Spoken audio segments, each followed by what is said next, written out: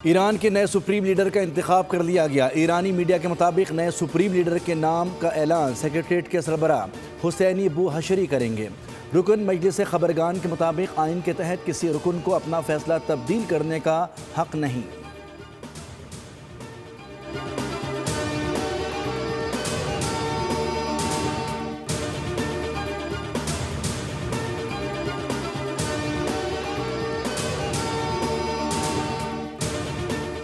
ایران کے نئے supreme leader کا انتخاب ہماری منظوری سے ہونا چاہیے۔ امریکی صدر ڈونلڈ ٹرمپ کا بیان سامنے آ گیا۔ کہا کہ ہم منظور نہیں کرتے تو ایران کا نیا سپریم لیڈر زیادہ دیر نہیں چل سکے گا۔ خامنائی کی جگہ لینے کے لیے پرانی حکومت کے لوگ اہل ہیں۔ ایران پورے مشرق وسطی کو کنٹرول کرنے کا منصوبہ بنا رہا تھا۔ ایران جنگ کے خاتمے کا کوئی ٹائم ٹیبل نہیں۔ خصوصی افواج بھیجنے پر کچھ بھی ممکن ہے۔ ہم نے ایران کی بحریہ، فضائیہ اور فضائی دفاع کو تباہ کر دیا۔ ایران کے پاس اب صرف باتیں رہ گئی ہیں۔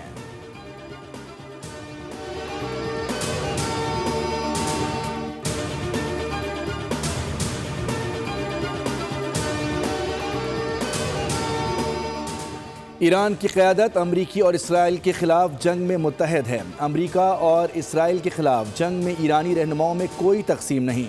سربراہ نیشنل سیکیورٹی کونسل ایران علی لاریجانی کا انٹرویو۔ کہا کہ ایرانیوں میں اختلافات ہو سکتے ہیں مگر وہ اس معاملے پر متحد ہیں۔ ایران کو توڑنے کا منصوبہ کامیاب نہیں ہوگا۔ ٹرمپ کو ایران کے نئے رہنما کے انتخاب میں مداخلت نہیں کرنی چاہیے۔ ٹرمپ کے بیانات پسندیدہ سوچ کی عکاسی کرتے ہیں۔ امریکی ڈیموکریٹس رہنما گراہم پیٹنر نے ٹرمپ انتظامیہ کو انتہائی بے وقوف قرار دے دیا۔ کہا کہ ایرانی زمین پر فوج اتارنا موت کو دعوت دینے کے مترادف ہے۔ موجودہ حکمران نااہل ہیں، ان کے پاس کوئی پلان نہیں۔ اسرائیل کا ایران پر تاریخ کا سب سے بڑا حملہ۔ ایرانی تیل کے ذخائر اور تنصیبات کو نشانہ بنا ڈالا۔ آئل ڈپو پر آگ بھڑک اٹھی۔ تیل بہنے سے سڑکوں پر بھی آگ جلتی نظر آئی۔ تہران کے جنوب میں بھی ریفائنری پر حملہ کیا گیا۔ قریبی گھروں کو بھی شدید نقصان پہنچا۔ 7 افراد جاں بحق ہو گئے، 21 زخمی ہو گئے۔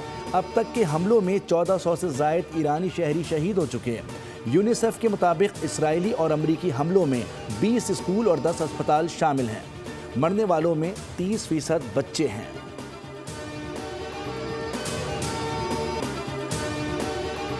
ایران کے آپریشن وعدہ صادق کی 28ویں لہر۔ ایران کے جوابی حملے جاری ہیں۔ پاسداران انقلاب نے اسرائیل کے شہر حیفا کی آئل ریفائنری کو نشانہ بنانے کا دعویٰ کیا ہے، جبکہ ایران نے 24 گھنٹوں کے دوران 200 امریکی فوجیوں کی ہلاکت کا بھی دعویٰ کیا ہے، جن میں سے 21 بحرین میں مارے گئے۔ ایرانی کارروائیوں میں امریکی تیل بردار جہاز کو بھی نشانہ بنانے کا دعویٰ۔ بحرین کے ڈی سیلینیشن پلانٹ پر حملے میں 3 افراد زخمی ہوئے۔ ایران نے کویت کے انٹرنیشنل ایئرپورٹ کے فیول ٹینکر کو بھی نشانہ بنایا، جس میں 2 بارڈر سیکیورٹی اہلکار ہلاک ہو گئے۔ یو اے ای پر بھی ڈرون حملے، 4 افراد ہلاک ہوئے۔ آبنائے ہرمز میں یو اے ای کی ایک ٹگ بوٹ کو بھی نشانہ بنایا گیا۔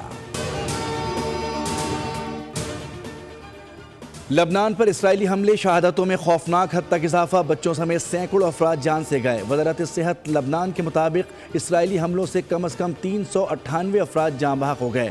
جاں بحق افراد میں 83 بچے بھی شامل ہیں۔ اسرائیلی بمباری میں 1130 سے زائد افراد زخمی ہیں۔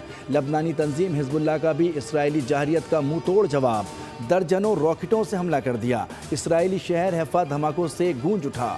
اسرائیلی دفاعی نظام ناکام، 2 اسرائیلی فوجی ہلاک۔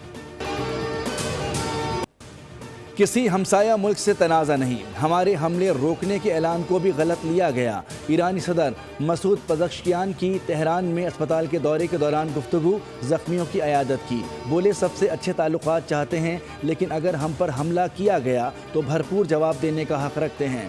کسی غنڈہ گردی، ظلم یا جارحیت کے سامنے سر تسلیم خم نہیں کریں گے۔ ملکی سرزمین کا 1 انچ بھی کسی کو نہیں لینے دیں گے۔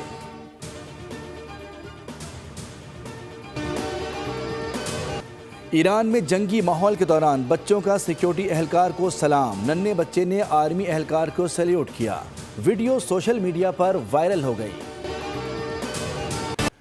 آپریشن غضب للحق میں افغان طالبان کو بھاری نقصان، وفاقی وزیر عطا تارڑ کا ٹویٹ، لکھا افغان طالبان کے 583 جنگجو ہلاک، 795 سے زائد زخمی ہوئے، 242 چیک پوسٹیں تباہ، 38 پوسٹوں پر پاکستان کا پرچم لہرا دیا گیا، جبکہ 213 ٹینک، بختربند گاڑیاں اور توپیں تباہ کر دی گئیں۔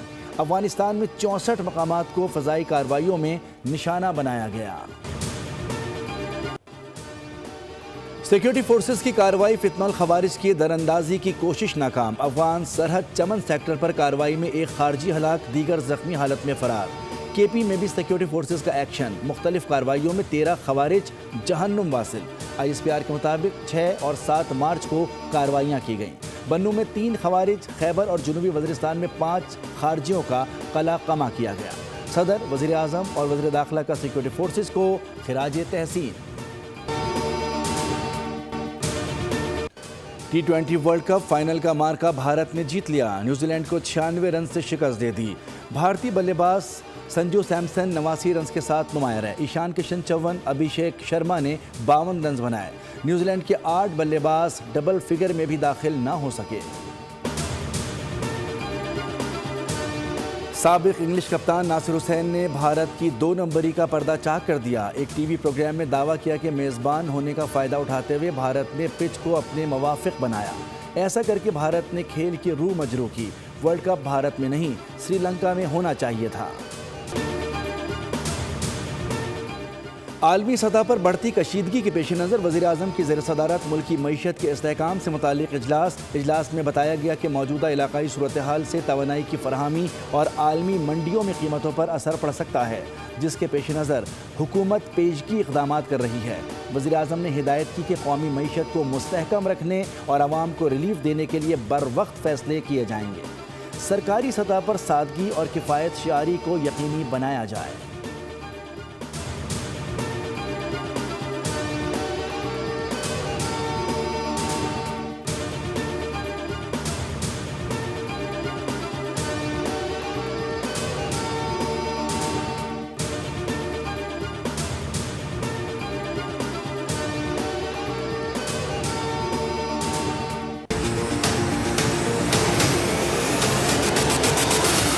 آدمی ہے جس کے پاس 10 روپے نہیں ہے تو 20 روپے کیسے دے گا؟ کھانے پینے کی اشیاء جو بڑھ گئی ہیں، حکومت اس پہ ایکشن کیوں نہیں؟ 40 سے 50 روپے کلو چیزوں پہ قیمتیں بڑھ گئی ہیں۔ ہم لوگ سو کے اٹھے تو اتنی ایک دم 55 روپے اتنی تیزی سے ریٹ بڑھا دیے، فروٹ اتنا مہنگا، چکن اتنی مہنگی، ہر چیز مہنگی ہو گئی ہے۔